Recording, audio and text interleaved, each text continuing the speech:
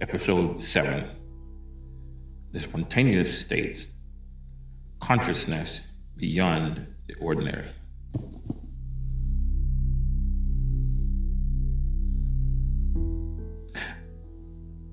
Part 1. I want to start with something that happened recently. I was in a public setting, a room with other people. Someone was speaking. I could hear the word. I was tracking the content from the outside. To anyone watching, I appeared to be listening. I was also somewhere else entirely. Not asleep, not distracted, not disassociated in the clinical sense of the word. Somewhere else. Present in that somewhere else with a quality of awareness and clarity that ordinary waking consciousness rarely achieves, and simultaneously tracking the speaker's word in this room with enough fidelity to respond accurately if addressed. The people around we need to focus on notice. innovation. They always Our strategy notice. must They reach change. over and touch my arm or Are you shoulder. all right? Concerned. They thought something Let was us continue. wrong. Nothing I agree completely. wrong. This has been happening since I was a child. Long before I had language for it, long before I encountered the contemplative traditions that have been documented in this kind of state for millennia. Long before the sleep studies that would later confirm what I and people around me had been observing for decades. The state arrives without a warning or preparation. It doesn't require meditation, posture, or ritual or intentional induction. It arrives in a grocery stores and conference rooms and church services and in the middle of ordinary conversations. And when it does, the quality of what is available in that state is different from the quality of what is available in ordinary waking consciousness. Not better in every respect, different in a specific way, more direct, less filtered, less mediated by the narrative construction that ordinary consciousness continuously performs. This episode is about those states and about what they are, about what the research says, about what the traditions have mapped, and about what they suggest in context of everything this series has been building about the nature of consciousness itself. Not as proof of anything, as documented phenomena that deserve honest examination. Part 2, the spontaneous transcendental states. Let me describe what these states are like from the inside with as much precision as I can. The ordinary description that I appear to be asleep is inaccurate in a specific way that matters. In ordinary sleep, even in light sleep, awareness of the external environment is significantly diminished. Sounds that would register as meaningful in waking consciousness pass unprocessed or incorporated into dream context. The capacity to track a conversation, to follow a sequential argument, to retain what is being said, these are not available in ordinary sleep states. In the spontaneous states I'm describing, the external environment is not diminished. It is present. I can hear the speaker. I can follow the argument. I can track the conversation. What is different is the quality of the interior. In ordinary waking consciousness, there is a continuous background process, something like a narrator that is always already interpreting experience, generating association, planning responses, evaluating, judging, comparing present experience to past experience. This background process is so continuous and so habitual that most people don't notice it. It is as a process. They experience it as simply being conscious. In the spontaneous state, the background process quiet, sometimes almost completely. What remains is awareness without a continuous narrative overlay. And in that quieter awareness, things become visible that the narrative overlay was obscuring. Patterns, connection, information that was always present in that environment, but that ordinary processing was filtering out as noise. This is not mystical language. This is a functional description of what the difference feels like from the inside. The ordinary waking state is like receiving a radio signal through significant static. The signal is there, Most of it gets through, but a significant amount of information is lost in that state. The spontaneous state is like started quieting. The same signal is coming in, but more of it is getting through. What arrives in that cleaner signals is sometimes ordinary and sometimes extraordinary. Sometimes it's simply a quality of clarity, a sense of seeing what is happening in a room or a conversation or a situation more precisely than ordinary consciousness usually manages. Sometimes it is something that functions like information from outside the ordinary sensory channels. The prophetic accuracy, the empathetic perception, the knowing of things that ordinary consciousness had no access to. I will describe these specifically in the next section, but first, the documentation. Part number 3, what the sleep studies show. When the spontaneous state became a significant enough feature of my daily life that people around me were regularly concerned, and when the clinical possibility needed to be ruled out, sleep studies were conducted. I want to be precise about what sleep studies showed and what they didn't show. What they showed me was that the states I was entering in public, the states that appeared to be observed as sleep, were not ordinary sleep. The brainwave patterns during these states did not match the pattern of any standard sleep state. Not stage 1, the lightest sleep, which itself shows significant reduction in external awareness. Not the hypnagogic state, the transition between waking and sleep, which produces its own distinctive brainwave signature. The patterns were something else, something that the sleep study framework was not specifically designed to categorize. What the studies documented was a state in which the brain was showing patterns associated with deep relaxation or certain meditative states while I remained externally aware and responsive. The clinical conclusion was not alarming. There is no pathology identified, no seizure activity, no signs of narcolepsy or the sudden onset of REM sleep that characterizes narcoleptic episodes. What there was documented, recorded on the clinical record was a pattern of consciousness that a standard sleep framework didn't have an adequate category for. That finding is itself significant for the series. The sleep study framework is built on a specific model of consciousness. It has categories for waking, for the various sleep stages, for pathological states. What it doesn't have a category for is a state in which the ordinary consciousness narrative has quieted, in which the brain is showing deep relaxation or meditative patterns while the external awareness and the tracking remains intact. That state exists. It has been documented in my clinical record.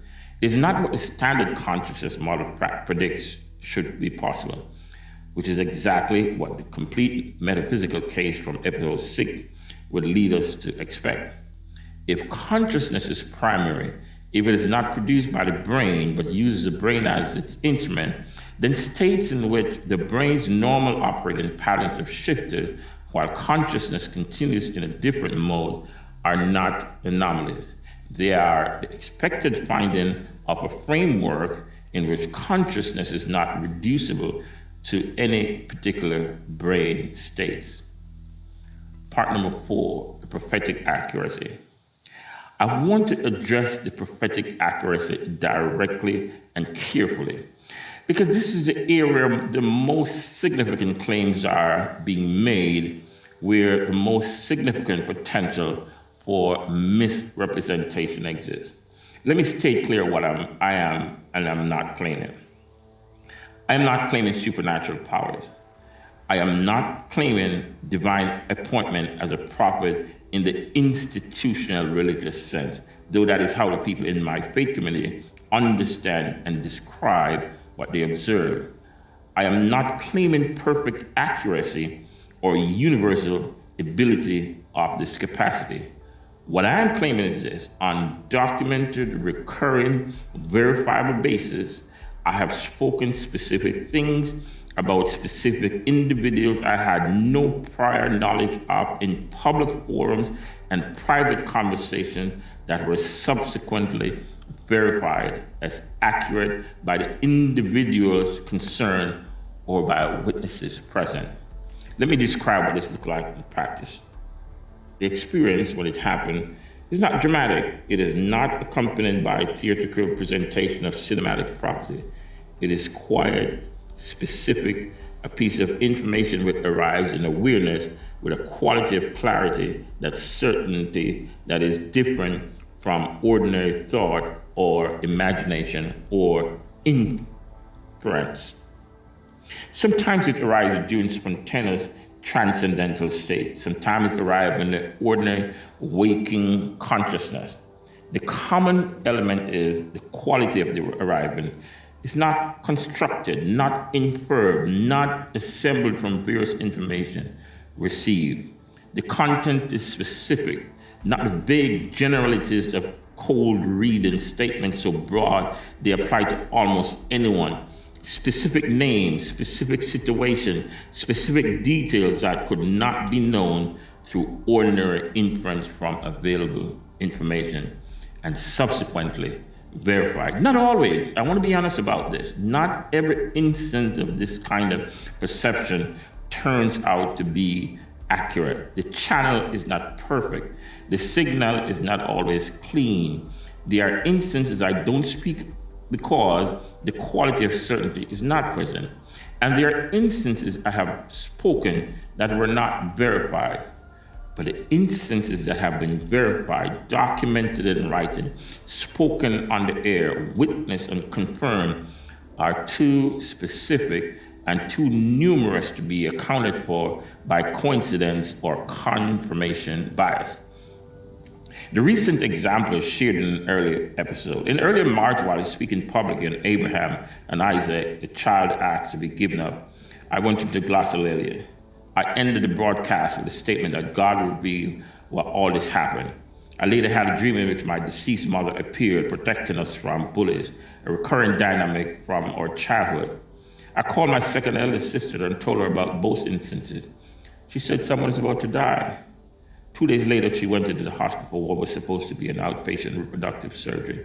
The surgeon accidentally cut an artery, then cut another, attempting to repair the first. She was rushed to another hospital. The surgeon words when she saw her, "You are not supposed to be alive." Through prayer, she's alive. What was supposed to be outpatient surgery became a month-long hospital stay, followed by weeks of home recovery.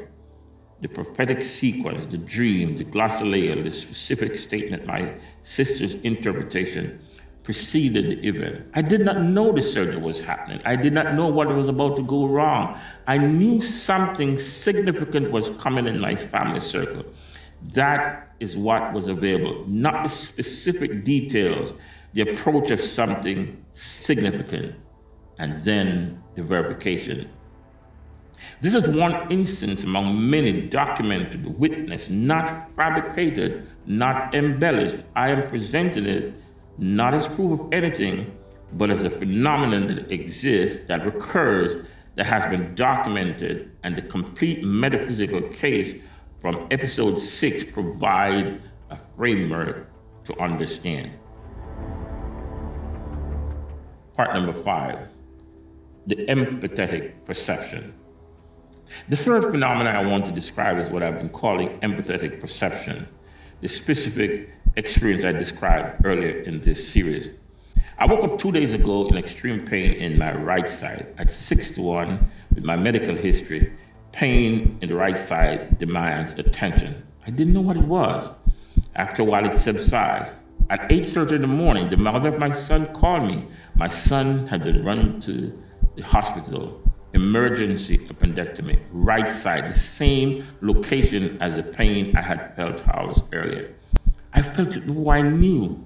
This is not an isolated incident. There's a recurrent pattern documented across my life, noted by people closest to me, of physical sensation, emotional states, and specific perception arriving in my awareness in advance of or simultaneously with events occurring in the lives of people to whom I'm significantly concerned. The most consistent pattern involves family members, particularly those in the innermost circle. When my peers come to me in dream, and this has been consistent enough across decades, that people who know me well treat it as a reliable indicator someone in our family circle transitions within a predictable period, not metaphysically, not as vague symbolism, as a consistent, documented, verifiable pattern. I want to be careful how I describe this, because the temptation, especially in spiritual and metaphysical contexts, is to reach for significance too quickly, to aestheticize the phenomenon rather than examine it honestly. The honest description is this: something in my awareness picks up consistently, verifiable in a way that has been confirmed enough time to constitute a pattern rather than coincidence about specific information, about specific people in specific situations before that information is available through ordinary sensory or communicative channels. The framework that makes sense of this is the one that this series has been building. If consciousness is primary, if individual consciousness is not a sealed, isolated product of a particular brain, but is a particularization of a universal consciousness that underlies all individual expression, then the boundaries between individual consciousness are not absolute. They are more like the apparent boundaries between waves in the ocean than like the actual boundaries between separate objects. And information can travel through a medium that connects individual expression in a way that ordinary sensory channels do not account for. This is not a new claim. The phenomenon I'm describing has been documented under various names across the history of consciousness research. Rupert Sheldrake's work on morphic resonance, Dean Radin's research on telepathy and non-local consciousness at the Institute of Nordic Science, experiments on presentiment, the body's apparent physiological response to future stimuli before the stimulus occurs, published in mainstream psychology journal. The evidence for non-local consciousness functioning in ways that are not reducible to local brain activity, is more substantial in the peer-reviewed literature than most people would have been told. What I experienced personally is consistent with what the research documents, and both are consistent with a framework established in episode 6. Part number 6, what research says about these phenomena. I want to be precise about what the research literature actually says about the phenomena I've been describing, because this is an area where the popular narrative is even more distorted than in the NDE research we examined in episode 3. The NDE research at least gets occasional acknowledgement in mainstream science communication. The research on non-local consciousness, telepathic, presentiment, and spontaneous anomalous stages gets almost none. Not because the research doesn't exist, because the phenomena it documents are even more directly threatening to the materialistic framework than NDE evidence. On spontaneous altered states. The contemplative neuroscience literature research on the brain states of experienced meditators developed primarily at the Mind and Life Institute through collaboration between the Dalai Lama and the neuroscientists, including Richard Davidson at the University of Wisconsin, has documented that sustained contemplative practice produces measurable and significant changes in brain structure and function. Experienced meditators show different resting state brain activity, different responses to emotional stimuli, and different default mode network patterns than non-meditators. More relevant for this episode, advanced practitioners show brain states during deep meditation that do not correspond to any of the standard categories in the sleep and consciousness research literature. States of the high amplitude gamma wave activity during deep meditation, states that should not be producible given the standard model of what produces these waves, have been documented in practitioners with tens of thousands of hours of practice. The spontaneous states I experience are not the product of tens of thousands of hours of formal practice. They arrive uninvited. But the brainwave pattern documented in my sleep studies share features with what the contemplative neuroscience literature documents in advanced practitioners. Something similar is happening through different pathways. On prophetic accuracy and non-local perception. The research on anomalous cognition, the ability to receive information through channels other than the ordinary sensory pathway, has been conducted seriously at credible institutions for over a century. The Society of Psychical Research in Britain, founded in 1882, members include William James, Henry Bergson, and multiple Nobel laureates, produced the most extensive early documentation of telepathy, precognition, and related phenomena.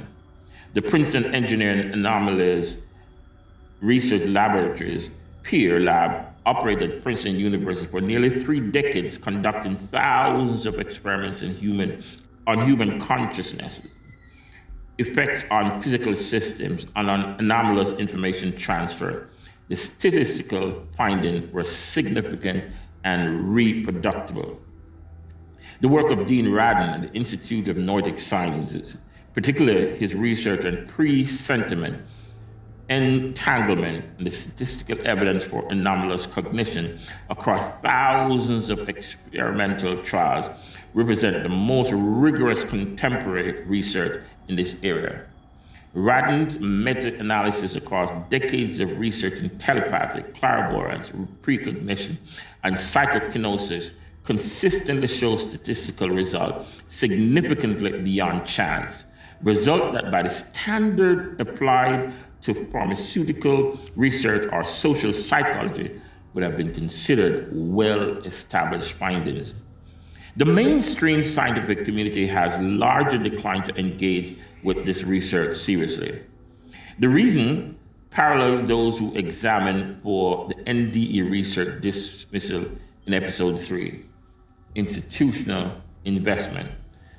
The disruption the finding represents to the materialist framework and the specific challenge those phenomena pose, not just to consciousness, brain identity, but to the model of time, causation, and physical locality that the materialist account requires.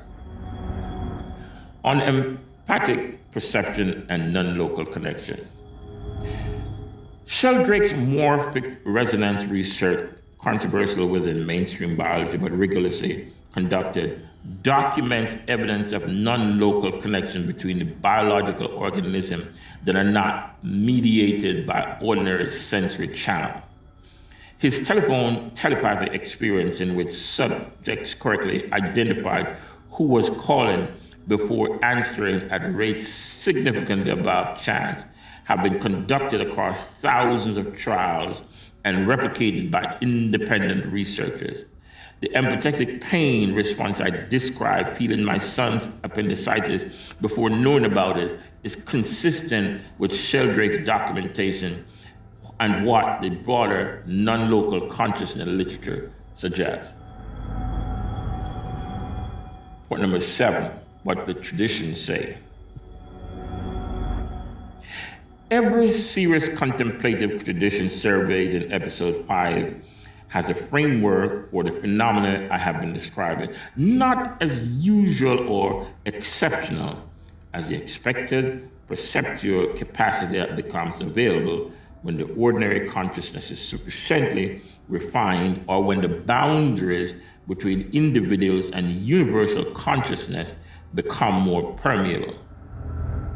Vedanta, the yogic tradition, which shares its roots with Vedanta, describe siddhis, perceptual and cognitive capacities that arise in the ordinary mental processes are refined through sustained practice. These include telepathy, knowledge of others' minds, clairvoyance, direct perception of distant events, and precognition, knowledge of future events. The tradition is careful about these capacities. Patanjali in the Yoga Sutras described them as arising naturally through practice, but warns against attachment to them as ends in themselves. They are byproduct of refinement, not the goal. What the tradition notes, and what is significant for this episode, is that these capacities arise naturally as the ordinary mind becomes quieter. They're not inserted from the outside. They are always available features of consciousness that the noise of ordinary mental processing obscures. Buddhism. The Buddhist tradition similarly describe avijna, higher knowledge, or supranormal perception, as the natural arising capacities in advanced meditative state. The six avijna include telepathy, divine ear, divine eye, memory of past lives, knowledge of other states of mind, and direct knowledge of liberation.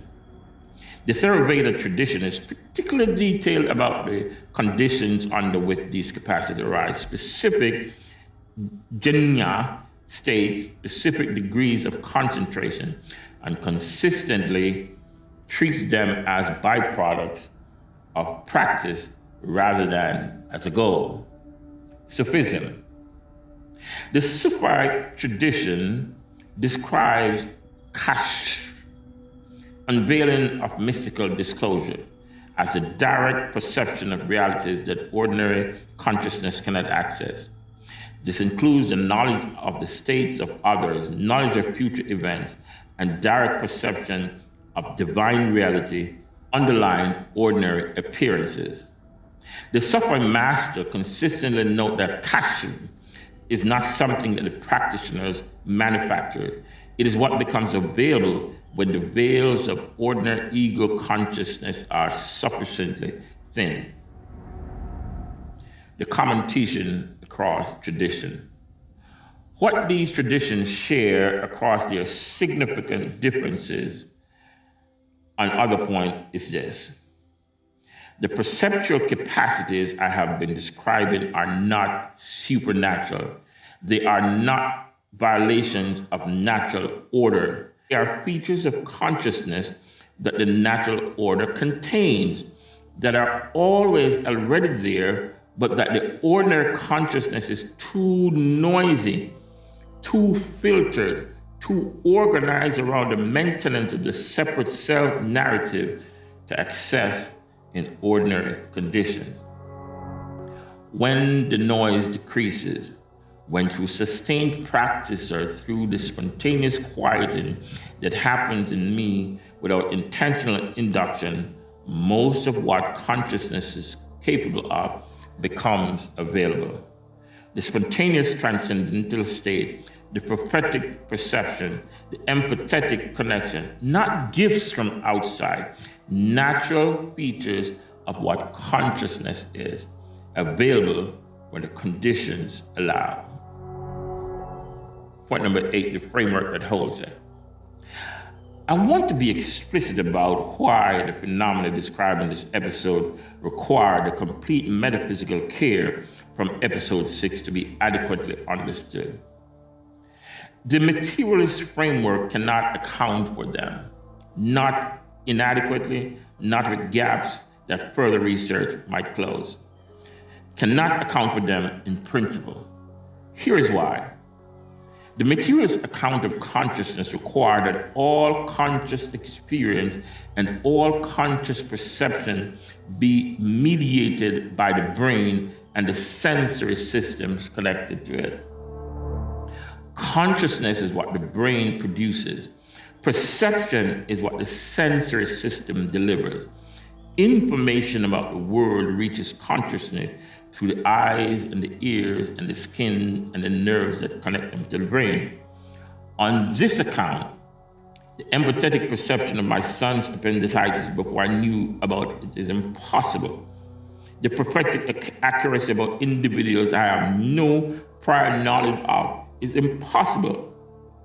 The spontaneous, transcendental states that documented in the sleep studies as not ordinary sleep, at minimum anomalous in a way the framework has no category for.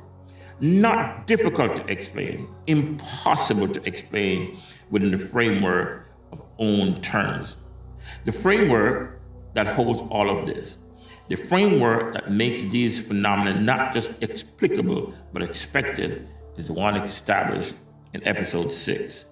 If consciousness is primary, if individual consciousness is a particularization of a universal ground rather than an isolated product of a particular brain, if the boundaries between individual consciousness are real at one level but not absolute at a more fundamental level, then non-local perception, receiving information about events and people beyond the reach of ordinary sensory channel, is not a violation of natural order. It is a natural order of a reality in which consciousness is the ground rather than the product. The ocean knows what all its waves are, not as a metaphor, as a structural feature of what an ocean is. If individual consciousness are waves in an ocean of universal consciousness, if the separateness is real but not absolute, then information traveling through the medium that connects them is not magic. It is physics. The physics of a reality in which consciousness is primary, and the spontaneous quieting of the ordinary mental overlay, the static decreasing, is not pathology. It is the instrument briefly operating at a resolution it doesn't usually reach, showing more of what was always available. I want to close the substantive content of this episode with something that matters practically.